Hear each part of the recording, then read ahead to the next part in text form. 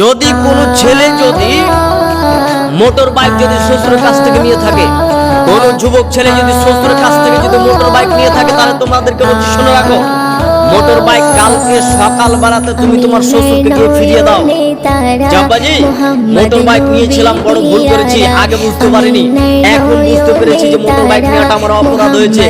আপনি আপনার বাবাকে, আপনার শ্বশুর মশাইকে এই মোটর বাইকটি আপনি ফেরত দেবেন।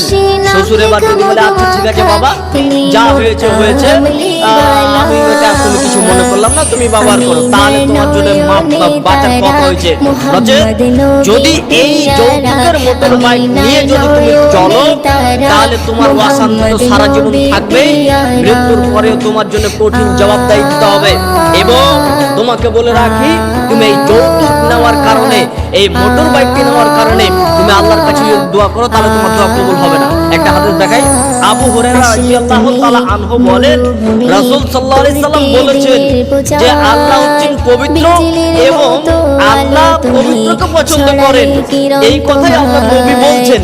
তারপরে তিনি বলছেন, শোনো শোনো শোনো, একটি লোকের কথা, যেই লোকটি সফর অবস্থায় ছিল, লোকটি সফরের অবস্থায় ছিল, সফর করতে করতে করতে করতে লোকটি বিপদে পড়ে গেছে, লোকটির গায়ে ধুলো বালি লেগে গেছে, লোকটি এখন বিপদে পড়ে গেছে।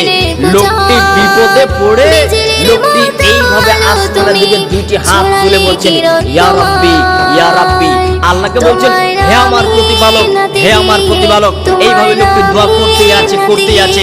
আল্লাহ রাসূল বলছেন, দুঃখের বিষয় কি, মাতআমুহু হারামুন, তার খাদ্য হচ্ছে হারাম, ওয়া মাশরাবুহু হারামুন, তার পানীয় হচ্ছে হারাম, ওয়া মালবাসুহু হারামুন, তার পোশাক হচ্ছে হারাম, ওয়া গুযিয়া বিল হারামে, এবং তার জীবিকা নির্বাহ হারাম।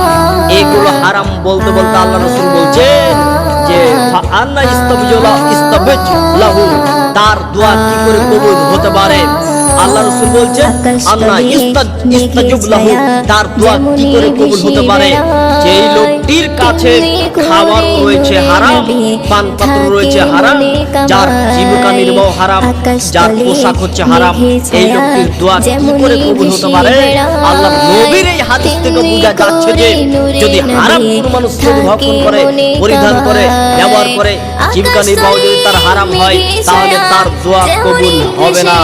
আর যেই কথা বলছিলাম, বর্তমান সমাজে যৌতুক শুধুমাত্র বিবাহর সময়তে যৌতুক, যে একটা মোটর বাইক নেই শুধু এটাই যে যৌতুক তা নয়, এরপরও আরো অনেক অনেক যৌতুক রয়েছে। একটা একটা করে দেখাই যৌতুক আরো কত কত জিনিসগুলো রয়েছে। সময় তো দিদি ভাই, যারা লাইভটি দেখছেন প্রত্যেকে শেয়ার করে দেন, আজকে যেন প্রত্যেকটা মুসলিম যেন এই বক্তব্যটা যেন শুনতে পায়, তারা যেন বুঝতে পারে যৌতুক শুধুমাত্র যৌতুক, শুধুমাত্র যৌতুক আপনার কিনা এই বিবাহের সময়তে লাখ টাকা নেওয়া বা কোটি কোটি টাকা নেওয়া বা জমি নেওয়া বা মোটর বাইক নেওয়া বা তার জন্য একটা টিভি নেওয়া, এসি নেওয়া, এটার নামে শুধুমাত্র যৌতুক নয়, এছাড়াও আরো যৌতুক রয়েছে।